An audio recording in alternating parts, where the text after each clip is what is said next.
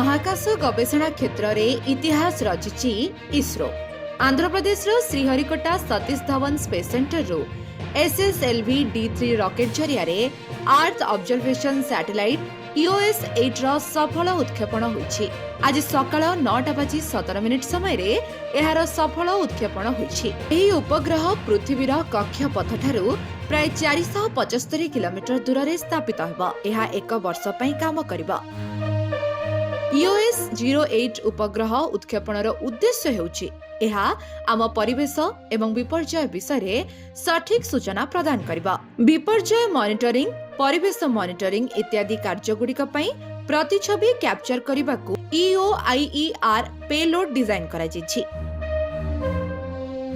ए payload दिन एवं राति रे चित्र को सहजरे कैप्चर करि परिबा। केवल सेतिकी नुहे, समुद्र पृष्ठरे पवन को विश्लेषण करिबा, मूर्तिकार आर्द्रता को आकलन करिबा, बन्या चिन्हट करिबा पई रिमोट सेंसिंग क्षमता पई GNSSR व्यवहृत हेबा। SIC UV dosimeter Gaganyaan mission पई अति बाइगणी रश्मि उपरे नजर मध्य रखिबा।